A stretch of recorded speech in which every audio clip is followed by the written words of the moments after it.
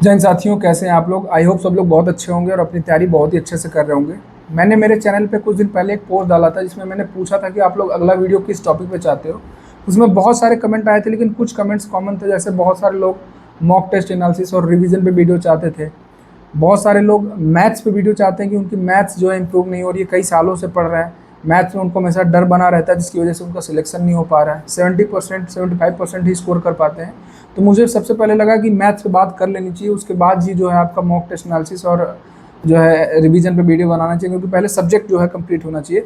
तो आज हम लोग जो है मैथ्स पे पूरी बात करेंगे। और सबसे पहले तो मैं आपको बता दूं कि अगर आप ये सोच के इस वीडियो में आए हो कि मैं कुछ अमृत आपको दे दूंगा और वीडियो खत्म होते ही आप मैथ्स में जो है मास्टर बन जाओगे, तो ऐसा कुछ नहीं होने वाला है। मेहनत आपको ही अल्टीमेटली करनी है। मैं वो तरीके बताऊंगा जिससे जो है आप अपने मैथ्स पे कमांड कर सकते हो, और आपकी वो गलतियां बताऊंगा जो पिछले कई सालों से कई महीनों से आप करते आ रहे हो, जिसकी वजह से आपके मैथ्स इंप्रूव नहीं हो रहे। तो अगर आप इस सोच में हो कि मैं कुछ अलग तरीका बता दूंगा तो वो नहीं बता पाऊंगा, तो आप इस वीडियो को स्किप कर दो। लेकिन हाँ, अगर आप वीडियो में रहते हो और लास्ट तक इस वीडियो को सुनते हो तो मैं गारंटी दे सकता हूँ, और अगर आप उसको फॉलो करते हो तो मैं गारंटी दे रहा हूँ कि आपकी मैथ्स अगले 1 से 1.5 महीने में आपकी मैथ पे आपका कमांड हो जाएगा और आप मॉक टेस्ट में अच्छा परफॉर्म करने लगोगे, और आपको मैथ्स में कभी भी आगे जो है लाइफ में डर नहीं लगेगा। आपने केमिस्ट्री में एक चीज पढ़ी होगी कि जो इलेक्ट्रॉन होता है वो जिस सेल में होता है उससे अगले सेल में जाने के लिए वो उस सेल में वाइब्रेट करता है और एनर्जी गेन करता है, ताकि उसको वो थ्रेशोल्ड एनर्जी प्राप्त हो सके कि वो अगले सेल में जा सके। सेम टू सेम आप लोगों के साथ हो रहा है। आप मैथ की प्रैक्टिस तो करते हो, आप मैथ्स पढ़ते तो हो, आप वाइब्रेट तो कर रहे हो, लेकिन आप वो एनर्जी ही अचीव नहीं कर पाते हो। आप उससे पहले हार मान लेते हो, उससे पहले आपको लगता है कि वर्थ इट नहीं है, किसी और सब्जेक्ट पे टाइम देना चाहिए, अरे नहीं मेरा हो नहीं रहा है। आप हार मान जाते हो, थक जाते हो। आप वो थ्रेशोल्ड एनर्जी अचीव नहीं कर पाते हो कि आप अगले सेल में जा पाओ। अगले सेल में क्या है? मैथ्स के ऊपर आपका कॉन्फिडेंस। अगले सेल में क्या है? मैथ से आपके डर का खात्मा। तो आप उस सेल में जा ही नहीं पा रहे हो। तो आज मैं आपको वो चीज़ें बताऊंगा जो करके आप अगले 1 से 1.5 महीने में अपने मैथ्स पे जो अपना कमांड कर सकते हो। और एक बार अगर आपको मैथ्स में मज़ा आने लगा, आपको मैथ्स के ऊपर कमांड हो गया ना, तो ये लाइफ लॉन्ग आपके साथ चलेगा। फिर उसके बाद केवल ये चीज़ रह जाती है कि किस सवाल को आप शॉर्ट ट्रिक से कर लेते हो, किस सवाल को आप अलग अप्रोच से कर लेते हो, कितने कम समय में कर लेते हो। आपका बेसिक जो कोर अंडरस्टैंडिंग होती है वो डेवलप हो जाती है। अगर आप ये सोच रहे हो ना कि जो भी लोग आज मैथ्स में कमांड किए बैठे हैं वो किसी अलग ग्रह से आए हैं, या फिर वो लोग मेहनत नहीं किए, वो लोग का माइंड ही शार्प है, वो लोग पैदा ही तेज हुए, नहीं भाई। यहीं बैठ के हम लोगों ने भी रगड़ी है। हम लोग जो रद्दी होता है ना उसको भरा है, 40-40 50-50 रफ जो है खराब किए हैं, उतने पेन यूज किए हुए हैं, उतना प्रैक्टिस किया हुआ है, तब जाके मैथ्स का कमांड हुआ। तो आपको भी उस दर से गुजरना पड़ेगा, उस प्रोसेस से गुजरना पड़ेगा, तभी जो है कमांड होगा। अगर आप सोचते हो कि ऊपर ऊपर पढ़ लेने से आपका काम चल जाएगा, तो नहीं चलेगा। और मैथ तो आपको पढ़नी ही पड़ेगी, क्योंकि हर एग्जाम में, ऑलमोस्ट हर एग्जाम में मैथ्स आती है। और ये तो आपके सिलेक्शन में इसका वो रोल भी नहीं है कि इससे आपको सिलेक्शन मिल जाएगा। हाँ, अगर आपका ये वीक है तो आपका सिलेक्शन नहीं होगा, ये तो पक्का है। क्योंकि मैथ सबको आती है, सब करते हैं मैथ। मैथ में सब लोग 90% के ऊपर जो है स्कोर करते हैं। तो आपको मैथ तो करके ही चलनी है। यहाँ तो मार्जिन ही नहीं है जो है लूज पढ़ने का, या फिर इसको ना आने का तो स्कोप ही नहीं है, अगर आपको कोई भी गवर्नमेंट एग्जाम क्लियर करना है। तो चलिए हम लोग 1 बाय 1 मैं आपको बताऊंगा कि आप क्या क्या गलतियां कर रहे हो। उसके साथ साथ मैं आपको सोल्यूशन बताऊंगा कि आपको क्या क्या करना है, जिससे जो है आप अपने मैथ्स पे जो है कमांड कर सकते हैं। सबसे पहली चीज, आप अपने दिल पे हाथ रख के मुझे एक बात बताओ, आपने कभी किसी भी अर्थमेटिक के चैप्टर में अपना बेसिक कंप्लीट करके प्रॉपर किसी भी टीचर से उसका नोट्स बना के उस पर 200 से 250 क्वेश्चन की प्रैक्टिस की, अपडेटेड क्वेश्चन की? आप सच में बताओ। आप ये वीडियो रोक के सोचना कि आपने ये किया है। अब मैं 100% कह सकता हूँ कि आपने ये नहीं किया है। तो आपको ये करना पड़ेगा, और केवल ये आपको 1 से 2 चैप्टर में करना पड़ेगा। अगर आपको लगता है कि हर चैप्टर में करना पड़ेगा, इतना टाइम कहाँ है एग्जाम में, तो आपको हर चैप्टर में नहीं करना है। आप परसेंटेज में कर लो, आप रेशियो में कर लो, आप एवरेज में कर लो, आप टाइम एंड वर्क में कर लो, डिस्काउंट में कर लो, पार्टनरशिप में कर लो, किसी भी चैप्टर में कर लो। आप 200 से 250 क्वेश्चन लगा लो, बेसिक टू एडवांस लेवल के। आपके माइंड की सोच ही बदल जाएगी। आपके माइंड जो सोचने का उसका लेवल है वो चेंज हो जाएगा। आप ये फील करने लगोगे कि जब अपना अगला चैप्टर पढ़ोगे, उसके सवाल लगाओगे, तो आप ये फील कर पाओगे कि पहले मैं ये सवाल नहीं लगा पाता, अब ये सवाल मैं सोच लेता हूँ। ऐसा क्यों हुआ? क्योंकि मैंने पिछले चैप्टर्स में इतना वर्क किया कि मेरा माइंड जो है उस हिसाब से डेवलप हो गया है। तो आपको ये करना ही पड़ेगा। आपको किसी 1 या 2 चैप्टर में बहुत सारे क्वेश्चंस की जो है प्रैक्टिस करनी ही पड़ेगी। दूसरी चीज़ जो आप गलतियां करते हो कि आप किसी भी एग्जाम के मॉक देने चले जाते हो, उसका 60 to 70% ही सिलेबस कवर करते हो आप मैथ का।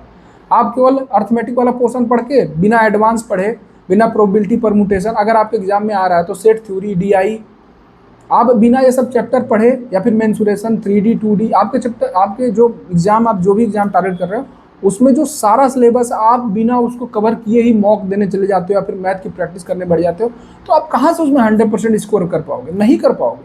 आप सोच रहे हो कि केवल अर्थमेटिक वाला पोर्शन खत्म करके यही मैथ है, तो ये मैथ नहीं है। मैथ बहुत बड़ा है, आपको सारा कवर करना पड़ेगा, बेसिक टू एडवांस कवर करना पड़ेगा। उसके साथ साथ बहुत लोग क्या कहते हैं कि ट्रायंगल और स्क्वायर की, ट्रायंगल और सर्किल की प्रॉपर्टी पे जब सवाल आ जाता है तो क्या कहते हैं कि मुझे बस ये प्रॉपर्टी याद नहीं थी, अगर मुझे याद होती तो मैं ये कर लेता। तो भाई नहीं याद है तो किसकी प्रॉब्लम है? आपकी प्रॉब्लम है ना।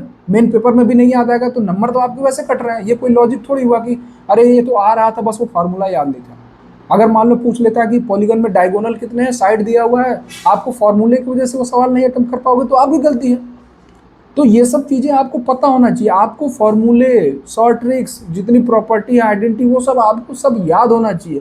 अर्थमेटिक में जो भी, हर चैप्टर में जो भी तरीके हैं, जैसे SI CI में कुछ पर्टिकुलर जो है फॉर्मूले होते हैं, अगर आपको इंस्टॉलमेंट वाले सवाल करने हैं तो उसका कुछ फॉर्मूला होता है, वो सब आपको याद होना चाहिए।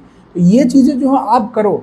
उसके साथ साथ मैं आपको सजेस्ट करूँगा, जैसे मैंने एक कॉपी बना रखी है, जैसे मैं आपको दिखा रहा हूँ कि अगर आपने पूरी अपनी मैथ्स खत्म कर रखी है कहीं से भी, तो आप एक काम करो कि आप एक दिन इस चीज़ को दो और पूरी कॉपी आप पलटो अपनी, और जहाँ पे आपको जो भी फॉर्मूला दिख रहा है आप उसको एक अलग कॉपी पे, पतली से 8 से 10 पन्ने, 12 पन्ने की कॉपी बनाइए। आप अर्थमेटिक का एक एक चैप्टर का formula, short tricks, formula, short tricks, उसी तरह जब एडवांस में आओ तो उसका formula, identity, short tricks, property जो भी है आप एक जगह लिख लो, ताकि जब आप मॉक देने जाओ ना, आपको ऐसा लगता है कि नहीं ये वीकली मॉक है, इंपॉर्टेंट है, इसमें मैं जब स्कोर करता हूँ तो मैं कॉन्फिडेंट फील करता हूँ। आप उससे पहले उसको रिवाइज कर लो। मैं क्या करता था, मैं एक कॉपी पे मैं इसका स्क्रीनशॉट लगा दूंगा, मैंने पूरे फॉर्मूले 8 से 10 पन्ने में लिख रखे थे, तो मैं जब भी मॉक देने जाता था तो मैं इसको रिवाइज कर लेता था और मेरा मैथ्स जो है ओवरऑल रिवीजन होता था। मेरा फॉर्मूला और आइडेंटिटी और प्रॉपर्टी की वजह से कोई सवाल गलत नहीं होता था।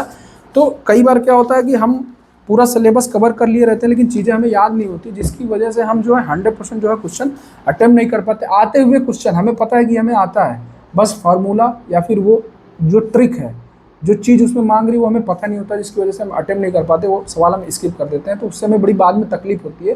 तो ये चीज़ जो है आपको नहीं करनी है। ये चीज़ जो मैंने आपको बताई ये आपको कर लेनी है। ये बहुत बड़ा रीजन जो है आप मैथ में जो है अच्छा स्कोर नहीं कर पाते हो। दूसरी जो सबसे इंपॉर्टेंट चीज़ है जिससे बच्चे भागते हैं वो होता है कैलकुलेशन। आप इस पे कभी काम ही नहीं करते हो, जबकि ये सबसे इंपॉर्टेंट चीज़ है। आज का जो कंपटीशन है वो टाइम का गेम है।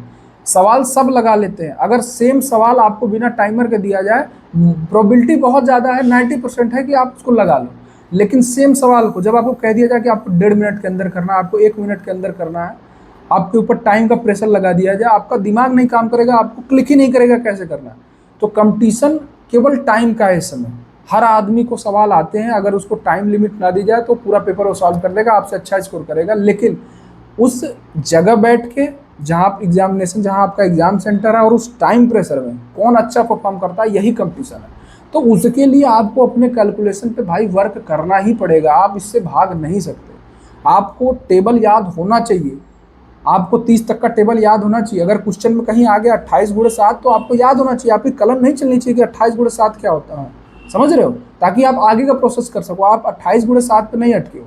3/7 है तो आपको पता होना चाहिए कि 3/7 की वैल्यू क्या है। अगर 14 दशमलव कुछ लिख दिया तो आपको पता होना चाहिए कि ये 1/7 की वैल्यू है, ताकि आप रेशियो लगा के उस सवाल को कर सको, आप आगे वाली प्रोसेस सोच सको। अगर आप इसी चीज़ पे अटके हो तो आपके साथ जो कंपटीशन में बच्चा बैठा है उसकी ये सब चीज़ें तैयार है, तो आप वैसे भी पीछे हट रहे हो उससे।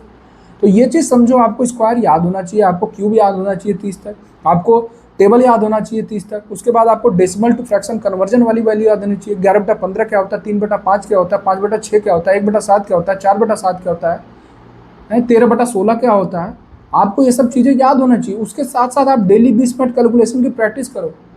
3 × 3 का मल्टीप्लीकेशन करो, 5 डिजिट की वैल्यू लिखो, उसको 2 डिजिट से डिवाइड करो, जाने दो डेसिमल में। कई बार क्या होता है, कुछ क्वेश्चन में जो एग्जामिनर हमारा कैलकुलेशन ही केवल चेक करता है, तो हमें कैलकुलेशन पे भी कमांड होना चाहिए, हमारा हाथ तेज चलना चाहिए, हमारे दिमाग में आधा कैलकुलेशन हमारे दिमाग में होना चाहिए।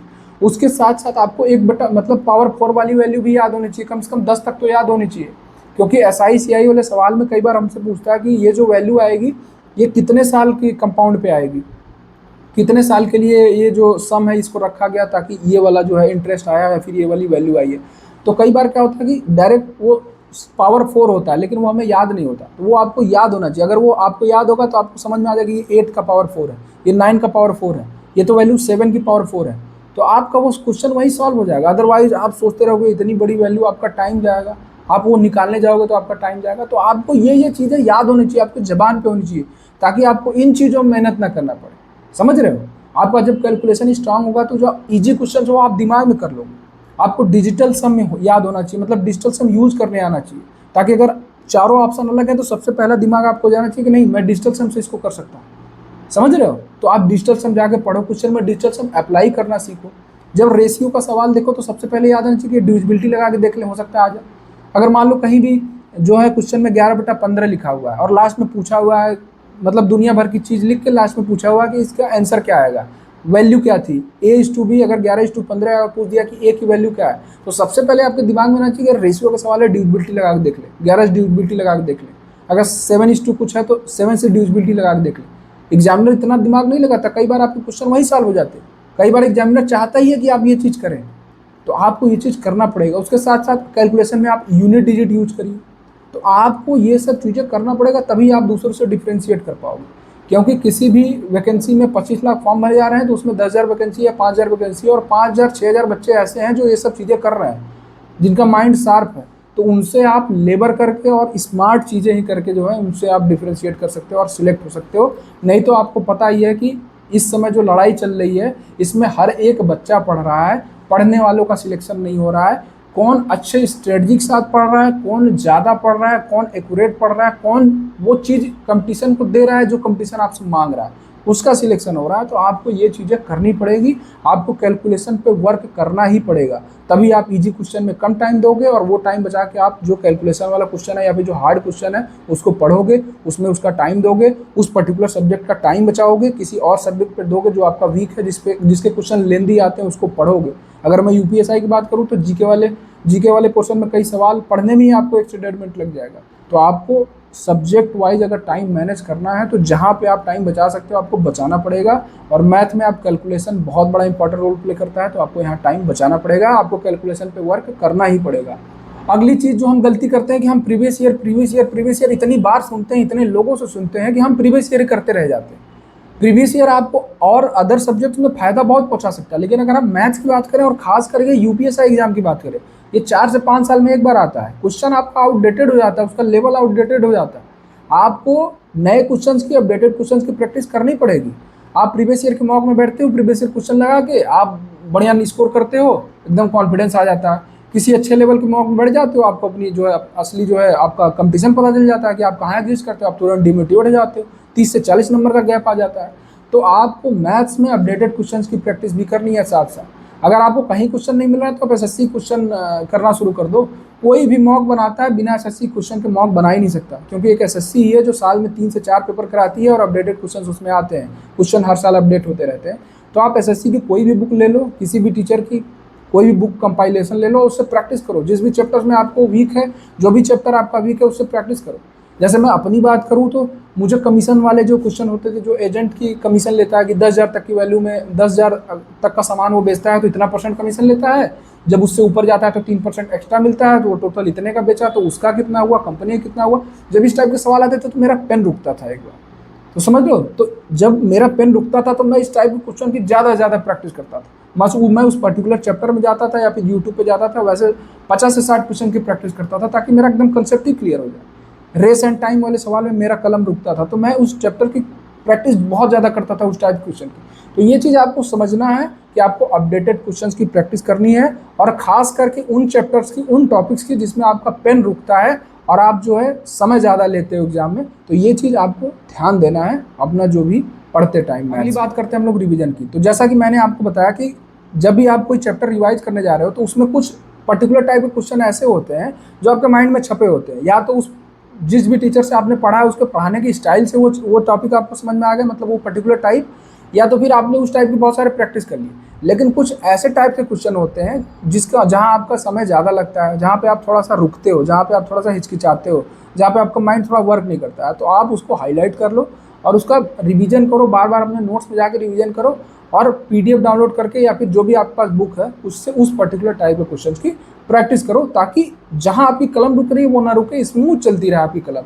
इजी सवाल में भी उसी तरीके से चलती रहे और अच्छे लेवल के सवाल में भी जहां आप पहले रुकते थे वो भी आपकी कलम स्मूथ चलते रहे, ताकि आपका टाइम मैनेजमेंट जो है हमेशा बना रहे। अगली बात जो कि बहुत ही इंपॉर्टेंट है वो ये कि जब भी आप मॉक टेस्ट देते हो उसका बहुत ही अच्छे से एनालिसिस करो, बहुत ही अच्छे से। अभी मैं मैथ की बात कर रहा हूँ तो मैं मैथ का बताऊंगा, बाकी आप हर सब्जेक्ट का बहुत ही प्रॉपर एनालिसिस करो, उसका एक अलग कॉपी बनाओ मॉक टेस्ट एनालिसिस का। आप उसमें देखो, अगर मैथ दे रहे हो तो उसमें देखो कि आपका कौन सा चैप्टर कंप्लीट हो गया है, कौन से चैप्टर का सवाल आ रहा है अभी आपने नहीं पढ़ा है, आप कितने डीप में क्वेश्चन आ रहे हैं, उतने डीप में आपने पढ़ रखा है कि नहीं, या फिर आपने क्वेश्चन आपसे हो तो जा रहे हैं लेकिन बहुत ज़्यादा टाइम ले रहे हैं जिसकी वजह से अदर सेक्शन अफेक्ट हो रहा है। कोई नए टाइप का सवाल मिल रहा है पर्टिकुलर चैप्टर में जो आपने नहीं पढ़ रखा है, तुरंत जाके वहाँ उसको नोट कर लो, उसको रिवाइज कर लो। कोई नया फार्मूला मिल रहा है, जो मैंने फार्मूला बुक बनाया जो अलग से आपको बनाना है उसमें जाकर नोट कर लो, उसको मॉक देने से पहले रिवाइज कर लो। तो ये चीज़ें आपको करनी है। अगर आप वही गलती बार बार करोगे कि मॉक देते हो एनालिसिस अच्छे से नहीं करते हो, तो फिर वो सवाल आएगा 1-2 मॉक बाद, 1-2 मॉक तक तो आपको याद रहेगा,